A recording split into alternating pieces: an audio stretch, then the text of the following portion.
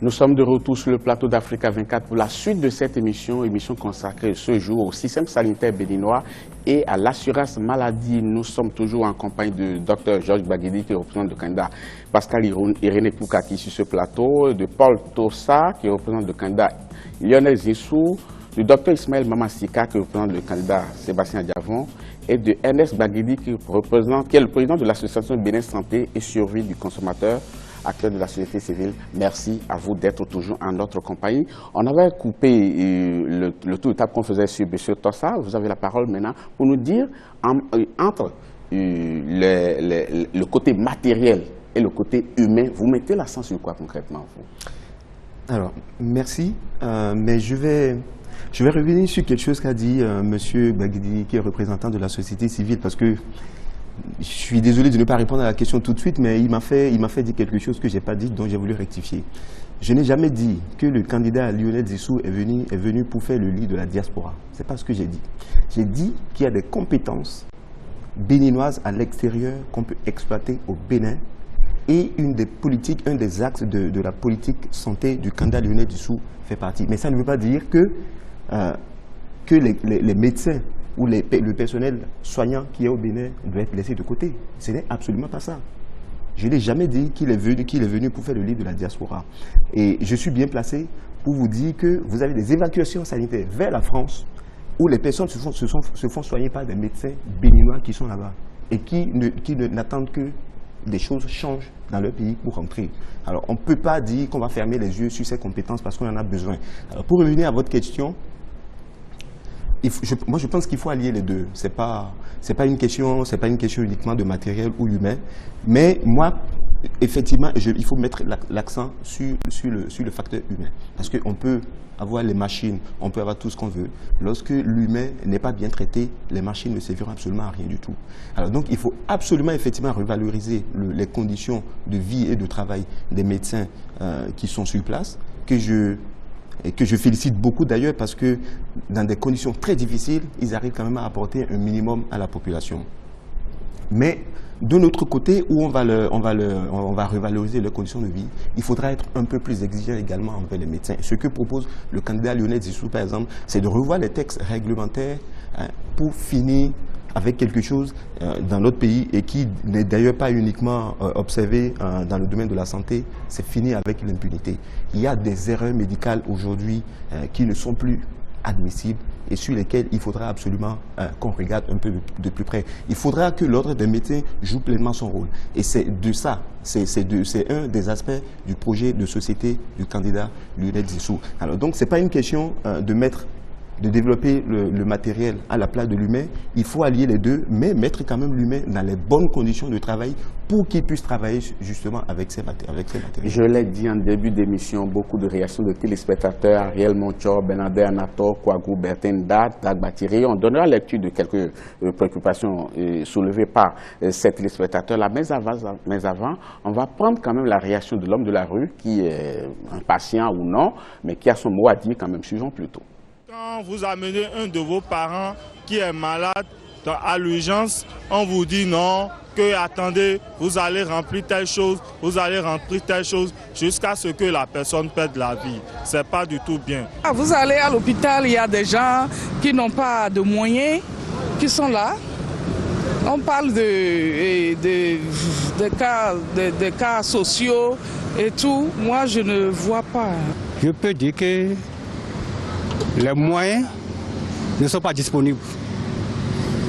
Bon, si vous allez dans notre service d'urgence là maintenant, vous verrez qu'effectivement, il n'y a pas les moyens. J'ai ma tante là maintenant, mon beau-frère, tous ceux-là qui sont là, mais en ce qui concerne l'accueil là, vraiment, ça ne va pas du tout. Nos docteurs qui sont dans la maison, ils ne s'occupent pas des gens. Ce sont que des étrangers qui sont là, c'est eux qui vont vous accueillir, vous voyez vos malades, s'occuper de vous. Nos Béninois, ils sont là seulement dans le climatiseur. Je voudrais que l'État prenne en charge tout d'abord les premiers soins des malades, qui d'abord va d'abord en urgence, et quitte l'urgence maintenant pour rentrer là où il sera hospitalisé, que l'État prenne ça en charge. Toute la nation constate que les Béninois ne sont pas toujours satisfaits par rapport à leur santé. Parce que la santé a un coût. Et quand vous venez dans un hôpital public comme le CNHU, vous payez vos soins. Il n'y a rien de gratuit. La consultation, c'est-à-dire la réception, et puis l'ordonnance, vous payez vos médicaments et vous payez aussi les analyses. Même les radios, vous les payez. Pour ma part, je crois qu'il faut changer le système informatique, c'est-à-dire tout réaménager, parce qu'à la caisse, c'est vraiment tout un problème pour pouvoir payer les soins. En plus de ça, il faut revoir le matériel parce qu'il est très vétuste et ça empêche la bonne prise en charge des patients. Lorsque la personne d'assurance, il est venu à l'hôpital malade très gravement, on dit papier par ici, vous courez par là-bas, vous revenez par ici. Ils sont là, vous traînez, ils ont dit allez par ici, allez par là-bas. Non, il faut créer des sièges précis, des centres précis, des cabinets précis. Tu sais que là, si tu vas là-bas, tu retrouves ceci là où tu le veux. J'ai mon frère par exemple qui est dedans, mais on ne s'occupe pas de lui. Il a fallu que moi-même je me déplace et que je crie sur les médecins pour qu'on puisse s'occuper finalement de mon frère. Vous allez voir, dans certains centres, les grands centres de santé, les gens sont mal accueillis. Et puis, les patients sont maltraités dans ces centres de santé. Mais par contre, quand vous allez dans certains centres de santé où bon, le niveau n'est pas aussi élevé que ça, bon, parfois les infirmiers ou bien les agents de santé accueillent mieux. Il y a encore énormément de choses à faire. Ah oui, parce que quand on regarde un peu avec un œil, je dirais, de professionnel, on dit qu'il faut absolument revoir un certain nombre de choses, parce que tout n'est pas rose. Tout n'est pas rose. Il ne faut pas qu'on se jette des fleurs, il y a beaucoup de choses à faire. On est de retour sur ce plateau. Monsieur Baguidi, vous avez suivi avec moi cet élément. Il y a un certain nombre de choses qui sont revenues plusieurs fois. Il faut avoir les moyens avant d'avoir les soins. Et pourtant, l'État quand même a pris un certain nombre de mesures ces derniers temps, non? La prise en charge, des fonds spéciaux, par exemple, pour la prise en charge des indigents. Mais comment ça se manifeste concrètement sur le terrain? Non, vous avez vu, c'est l'image réelle de ce que nous vivons, que celui qui a fait ce reportage, il est vraiment fidèle dans son reportage. Effectivement, il a été créé le fonds des indigents. Et ce fonds est réservé pour ceux-là, effectivement, qui n'ont rien, et qui viennent, qui doivent bénéficier des soins. Et il faille l'accompagner. Donc, après une enquête sociale conduite par l'assistant, ou bien l'assistante sociale, on doit pouvoir, effectivement, lui délivrer le certificat d'indigence et on le prend en charge. Mais en lieu et place, c'est les nantis qui plutôt bénéficient de ces soins, de ces fonds. Malheureusement, nous avons vécu des cas où des gens, bien qui ont les moyens, qui ont même des prises en charge qu'ils auraient pu utiliser, ils ont préféré bénéficier de ces fonds des indigents. Et vous allez voir les Indiens qui viennent et on les tourne en rond.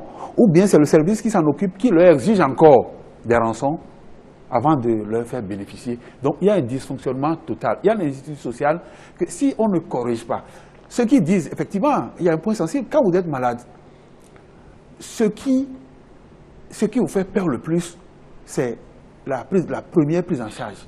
Si vous n'avez pas les moyens, vous y allez, on vous dit, ben, voilà la première ordonnance à l'acheter, vous n'avez pas, c'est déjà un premier pot d'achoppement. Oui. Malheureusement, vous voyez au CNHU des gens qui viennent de faire un accident et qui sont baignants dans le sang, on les amène, on dit, si vous ne donnez pas l'argent, on ne vous prend pas en charge. Donc, l'État a certainement compris cela, c'est pour ceux qui expliquent ces mesures qui ont été prises. Je vais faire un tour de table avec les représentants du candidat pour dire, le tout ne suffit pas alors de prendre la décision. Il faut l'applicabilité sur le terrain, M. Baguidi. Je vous dis et je réitère, nous avons dit qu'il faut un pacte territorial de santé par commune. Nous avons dit que la gouvernance n'est pas bonne. Il faut réformer la gouvernance.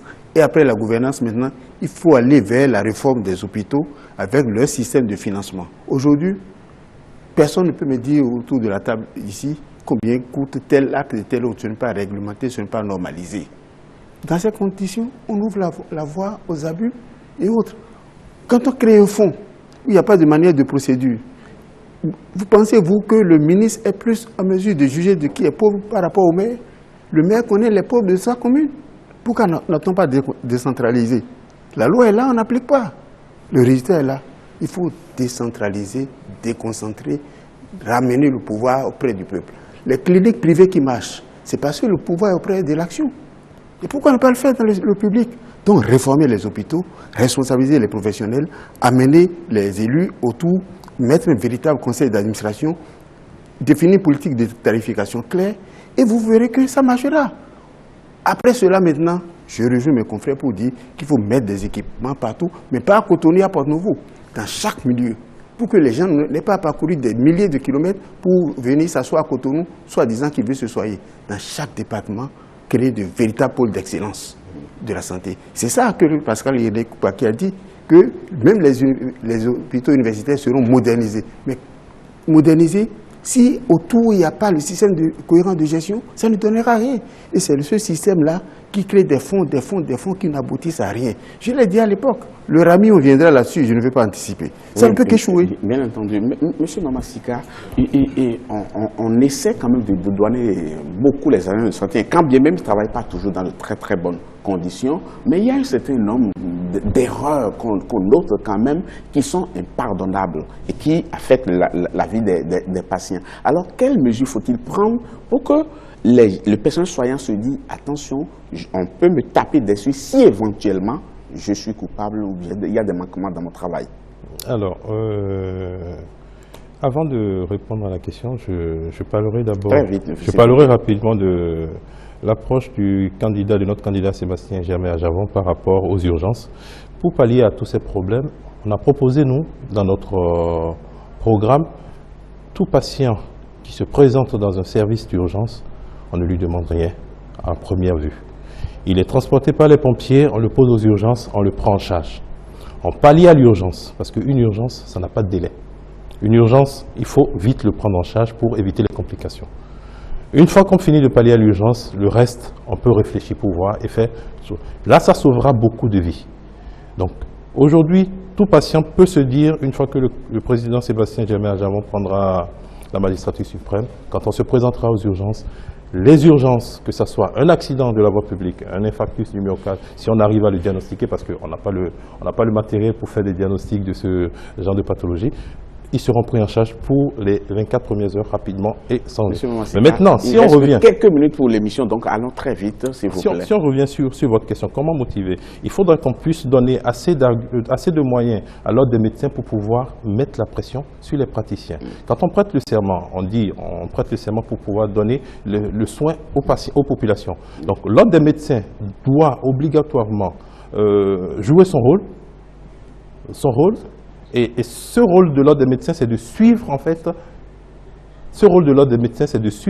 les erreurs et de faire remonter ça auprès des administrations juridiques pour que si éventuellement il y a quelqu'un qui fait une erreur médicale, qu'on puisse lui faire ressentir afin que ça limite ces erreurs. Merci beaucoup, M. Mamasika. Parlons maintenant du régime d'assurance maladie. Monsieur Tossa, qu'est-ce que vous avez prévu dans ce sens pour que désormais, on puisse avoir quand même un outil fiable qui puisse faire le bonheur des patients béninois? Alors, je pense qu'aucun candidat à l'élection OJ ne peut se prévaloir de dire qu'il va mettre en place le système d'assurance maladie, puisque ça existe déjà. Ça existe? Ça existe, enfin, mais... La loi a été promulguée. Oui. Maintenant, c'est l'applicabilité. Il faut maintenant que ça rentre en application. Et c'est ce que propose le candidat Lionel. Mais si vous êtes d'accord avec moi que ce régime d'assurance maladie a suscité beaucoup d'espoir, mais les acteurs sont de plus en plus dépités aujourd'hui. Oui, ça a suscité beaucoup d'espoir parce que je pense que le discours du chef de l'État qui avait lancé le projet, c'était en 2011 et c'était censé entrer en application en 2012, si j'ai bonne mémoire. Et puis là, on est en 2016, c'est toujours pas encore entré en application, tout simplement parce que dans le processus de mise en place, il y a eu beaucoup de choses qui se sont passées et qui n'ont pas permis vraiment d'arriver. Et tout a tourné, en fait, il faut dire clairement les choses, hein. C'est par rapport à la définition de la cible, donc la cible qui va bénéficier de ça. Ça a tourné autour des mécanismes de financement parce qu'un régime d'assurance maladie se finance.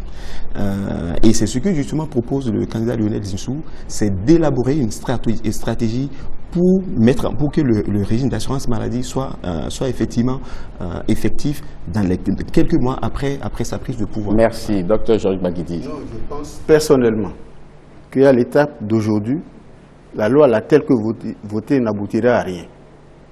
appelons les choses par leur nom. L'erreur à la base est énorme. Voici un pays où l'assurance maladie était limitée aux fonctionnaires. Et encore, plus on veut généraliser. Avant de généraliser, on n'a pas cherché à savoir ce que c'est que les différentes branches d'activité, quel rôle jouerait le corps médical, les autres agents. Puis brutalement, on lance sur un mode assurantiel, là où il faut créer un système d'assurance sociale. Donc tout est faussé. Et l'échec est là dans tous les hôpitaux. Ce n'est pas moi qui le dis, tous les collègues le disent. Merci. Je peux proposer les solutions, si vous me permettez. Monsieur Mamasika, par rapport à l'assurance maladie. Par rapport à l'assurance maladie, comme l'a dit mon confrère Gbagidi, très vite, parce que c'est la dernière minute, hein. On n'aura pas le temps de refaire. À la base, tout est faussé. À la base, tout est faussé dans la mesure où, aujourd'hui, on n'a pas appliqué ce régime. Il y a trop de failles. Il faudrait, au départ, faire des groupes tests. Ces différents groupes tests permettent de voir les différentes failles. Et sur ces différents groupes, dès qu'on a les failles, on monte le dossier et ça évite. Parce qu'on ne peut pas demander à tout le monde de payer 1000 francs pour un régime d'assurance maladie. Celui qui est opérateur économique, ou soit celui qui est cultivateur, ou soit celui qui est commerçant, ils n'ont pas les mêmes revenus. Donc, ils ne peuvent pas être sur le même régime. Donc, c'est ça qui fait qu'aujourd'hui, on n'est pas en train de pouvoir appliquer ce régime. Et ça ne peut pas marcher. Donc il faut revoir ça. Et le candidat Sébastien Germain il propose simplement que dans les 6 premiers mois, les 6 mois après son investiture, qu'on réfléchisse sur cette manière de comment favoriser l'accessibilité des soins par ce régime. Donc on revoit rapidement à la base comment c'est fait. Merci. Votre proposition que vous voulez faire, parce que vous avez voulu réagir par rapport à ce que vous avez dit. Oui, non, mais c'est juste parce que je n'étais pas tout à fait d'accord avec lui quand il disait qu'on n'avait pas associé les agents de santé au moment où on montait le mécanisme. Non, je ne suis pas tout à fait d'accord. Oui. Mais moi, je vais terminer en disant que, parce que tout à l'heure, je crois que mon confrère qui vient de parler me rejoint sur le fait qu'il faut maintenant mettre en place le véritable mécanisme de financement pour que ça puisse être effectif. Moi, je vais finir par dire qu'il y a quelque chose qu'il faudrait absolument faire. Quelqu'un l'a dit tout à l'heure dans l'élément qu'on a vu, c'est l'informatisation de tout le système.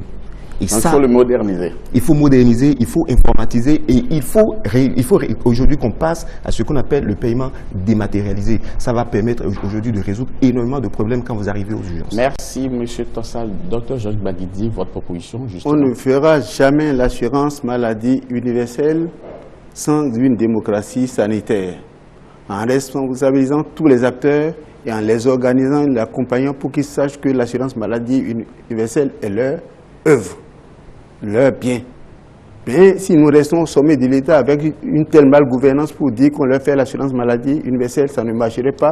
Parce que j'ai eu la chance, c'est moi qui ai introduit le ministère de Santé au Bénin, avec l'appui de la coopération française. Et je sais ce dont je parle. Merci beaucoup, Georges Gbagidi. Monsieur Ernest Gbagidi, à vous de conclure cette émission par rapport à ce que vous attendez du prochain président en tant qu'agent de santé vous-même et en tant que président d'une association de consommateurs. J'attends des infrastructures normalisées, j'attends des équipements dans les hôpitaux, j'attends du personnel qualifié. Et là, nous avons tout le temps parlé des médecins, il ne s'agit pas des médecins. Il faut parler des infirmiers qualifiés, des aides-soignants qualifiés. Voilà, c'est ça une équipe de santé. Je veux des matériels, des consommables qu'on puisse mettre à la disposition du personnel. Je veux qu'on déploie les formations sanitaires dans tous les départements. Si on veut effectivement que le RAMU soit une réussite, je veux que les soins soient accessibles. Ça doit dire qu'on doit normaliser les coûts de traitement, que ce soit dans le public ou dans le privé. Si on ne le fait pas, je crois qu'on va tourner en rond. 5 ans après, nous reviendrons dire encore les mêmes choses. Merci beaucoup, merci beaucoup. Merci à vous tous qui avez participé à cette émission. Nous en sommes pratiquement à la fin. Il y avait sur ce plateau le docteur Georges Gbagidi qui représentait le candidat Irémé Koupaki, le docteur Paul Tossa qui représentait le candidat Lionel Zissou, le docteur Ismaël Mama qui représentait le docteur Ismaël Mama Sika qui représentait le candidat Sébastien Diavon et puis Ernest Gbagidi qui représentait la société civile. Merci beaucoup à vous tous d'avoir été des nôtres pour cette émission. On aura d'autres cadres pour approfondir cette réflexion et ces échanges. Mais la Africa 24 est toujours au cœur de cette campagne électorale ici au Bénin dans le cadre du scrutin du 6 mars prochain. Dans quelques instants, nous allons recevoir une candidate sur ce plateau en la personne de Marie-Élise Bédo qui va nous expliquer un peu les grands compartiments de son projet de société. Ce sera avec Thierry Ngogan et moi-même.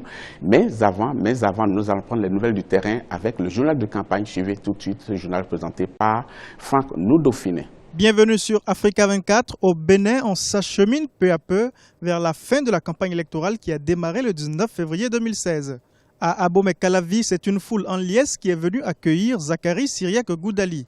Le candidat qui était dans la localité de Togba a égrené son projet de société et sollicite le suffrage des électeurs pour une victoire au soir du 6 mars 2016.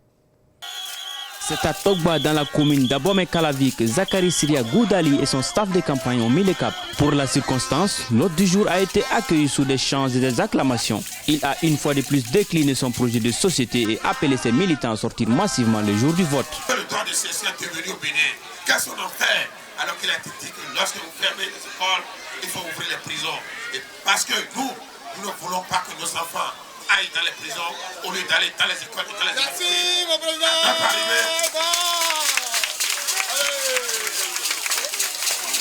Alors, à notre arrivée, nous allons faire en sorte que ce droit-là soit reconnu à tous les Béninois, fut-il fils de riches ou de pauvres. Celui que ses militants considèrent comme l'homme de la dernière chance estime que le moment est venu non seulement pour changer de mode de gouvernance, mais aussi de génération.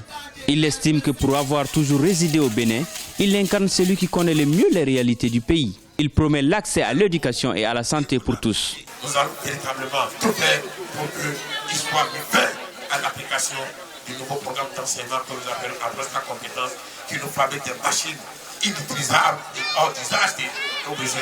Nous disons, ça doit cesser. Les candidats Goudali, tout en saluant la mobilisation des sympathisants du mouvement du 6 mai MCM, les a exhortés à voter dans le calme et la sérénité.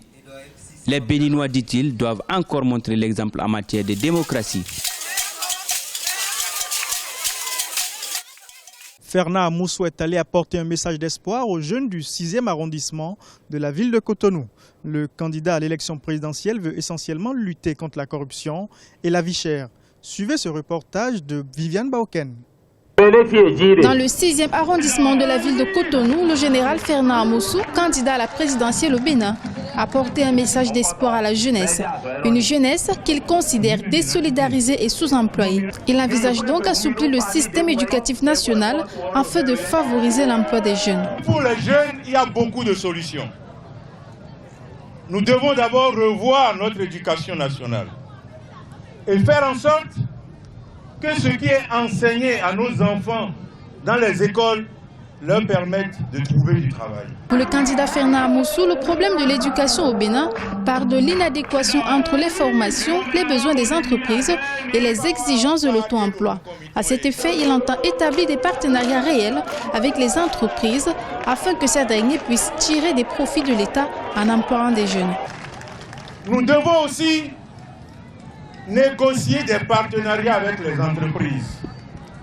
Si une entreprise accepte d'embaucher par exemple 10 jeunes, 20 jeunes, alors cette entreprise va être exonérée de taxes et d'impôts pendant un certain nombre d'années pour que cette entreprise puisse baisser le coût du travail et embaucher des jeunes. Durant ce meeting avec la jeunesse, l'ancien commandant des forces onusiennes en Côte d'Ivoire a également annoncé la création d'une banque de la jeunesse qui va financer et accompagner l'entrepreneuriat des jeunes. Pour accomplir toutes ces tâches, le candidat à l'élection présidentielle de 2016 invite les jeunes à s'engager à ses côtés. Issa Salifou Saleh, également candidat à l'élection présidentielle, souhaite faire du secteur privé le levier du développement du Bénin.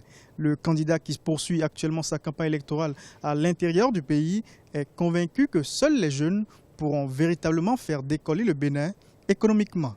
Suivez ce reportage de Jean-Paul Ouedraogo. À Cotonou, Issa Salifou Saleh peut compter sur le soutien du mouvement des jeunes pour un avenir meilleur. Le candidat qui dit défendre les idéaux du feu président Mathieu Kérékou veut faire de l'emploi des jeunes sa priorité. Pour lui, avoir des diplômes ne suffit plus aujourd'hui. Issa Salifou Saleh, homme d'affaires, fustige le bilan du président sortant Boni Yahi. Le candidat propose une nouvelle voie, la promotion du secteur privé et la facilitation de l'investissement. Nous avons vécu 10 ans de misère, 10 ans de difficultés. Ce régime a fait plus de mal que de bien dans ce pays. Autre chose, il faut prendre aujourd'hui la liste des candidats. Vous allez voir qu'il y a 33 candidats. dans les 33 candidats, il y a 16 candidats qui sont des anciens ministres de Yahya Boni. Anciens ministres, anciens députés. Pourquoi? À Cotonou, à Kassato, à Abomey-Calavi ou encore dans le Septentrion, Issa Salifou Saleh a prôné la rupture. Une rupture qui doit, selon le candidat, être amorcée sur les plans politiques, économiques et culturels. Qui veuille ou non, nous avons dit pendant les élections, Yahya Boni c'est fini. Aujourd'hui, le slogan, c'est Yahya Boni, il est venu au terminus. Nous sommes au terminus du système Yahya. Il faut tourner définitivement le système Yahya Boni. Issa Salifou Saleh s'est présenté à la présidentielle de mars 2011. Sorti 4e à l'issue du scrutin, il estime que le rendez-vous électoral de 2016 sera le bon. À moins d'une semaine de l'élection présidentielle du 6 mars 2016 au Bénin, le candidat Abdoulaye Biot Tchané a rencontré les étudiants de l'université d'Abomey-Calavi. À travers un forum d'échange, il a expliqué les tenants et les aboutissants de son programme de société. Lefty Rounou l'a suivi pour vous. Abdoulaye Biot Tchané, candidat à l'élection présidentielle du 6 mars 2016, amorce le dernier virage de la campagne électorale. Après l'université de Parakou, le candidat de l'Alliance pour un Bénin triomphant ABT s'est rendu à l'université d'Abomey-Calavi pour présenter son projet de société à la couche estudiantine. L'éducation nationale, l'unité et la culture de la démocratie et de la paix sont les principales valeurs qu'entend prôner l'ex-ministre des Finances de l'ancien président s'il est élu au soir du 6 mars 2016. J'ai dit que dès le 6 avril 2016, nous allons lancer déjà les assises nationales sur l'éducation. Il faut que nous sachions ce que nous voulons. Pour Abdoulaye Biot Tchané, le développement du Bénin passe non seulement par le bien-être des étudiants, mais aussi par l'emploi des jeunes. La création de 100 000 emplois par an au profit de la jeunesse fait partie des priorités du candidat. Ces emplois seront créés dans tous les secteurs d'activité, notamment les nouvelles technologies de l'information et de la communication. J'ai proposé il y a quelques semaines, il y a 4 semaines environ, ce que nous allons développer à partir du 6 avril 2016, si Dieu le veut. Ce que j'ai appelé le Programme national pour l'emploi, qui va créer dans le prochain quinquennat 500 000 emplois pour les jeunes béninois. Le candidat entend investir dans les infrastructures, notamment les résidences universitaires et l'octroi des bourses de formation aux étudiants béninois. Ancien président de la Banque ouest-africaine de développement BOAD, il préside actuellement le conseil d'administration du Fonds africain de garantie. C'est la fin de ce journal de campagne que nous vous remercions d'avoir suivi. À très bientôt sur Africa 24.